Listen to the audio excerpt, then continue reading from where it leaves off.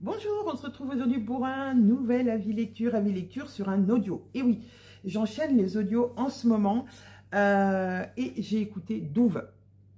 Douve de Victor Guibert, auteur que je ne connaissais pas du tout, mais dont j'avais beaucoup entendu parler, et surtout de ce livre par Triple L de Magdalena.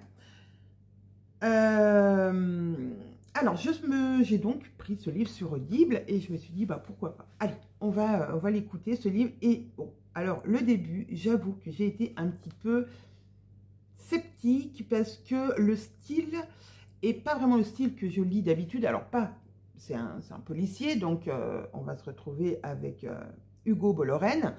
Ça va être une série, voilà, c'est une trilogie. Oui, je crois qu'il y a 3 peut-être 4. Bref, il y a plusieurs tomes qui vont mettre en scène Hugo Bollorène, cet inspecteur. Et là, donc, on est dans le premier. Et j'avoue que donc c'est un policier. Effectivement, un policier, là, c'est un peu sombre, mais sombre par l'ambiance. Enfin, par le décor, on va dire, plus que par... même l'ambiance est un peu sombre, on va dire. Mais c'est pas glauque. Voilà, c'est pas glauque. Il y a de la tension. Beaucoup de tension. On a peur, souvent, pour le personnage. On est...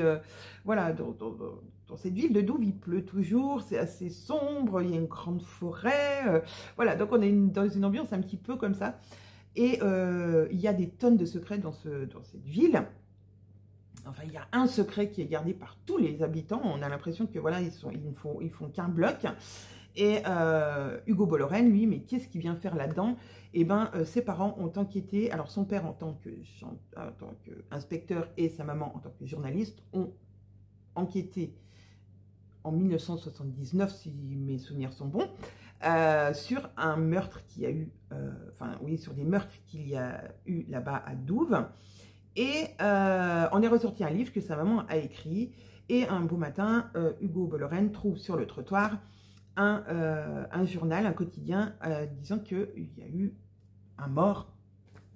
Il y a eu un mort dans ce village de Douve. Et donc, ça lui rappelle plein de souvenirs. Et il se rappelle surtout d'une phrase qui l'a marqué toute son enfance, où son père avait dit « Il a Douve dans les veines ».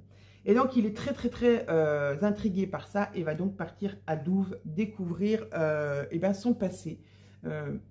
Pourquoi il a Douve dans les veines. Et donc, on va être embarqué dans une histoire vraiment captivante, même si la construction au début m'a un petit peu... Enfin, c'est pas la construction, c'est je pense que c'est les mots employés par l'inspecteur, sa façon de penser... voilà, j'ai eu du mal à accrocher au départ et ensuite, ensuite je me suis laissée embarquer dans l'histoire et là on passe donc des moments où Hugo lit le livre de sa maman au moment présent où il est vraiment à Douve.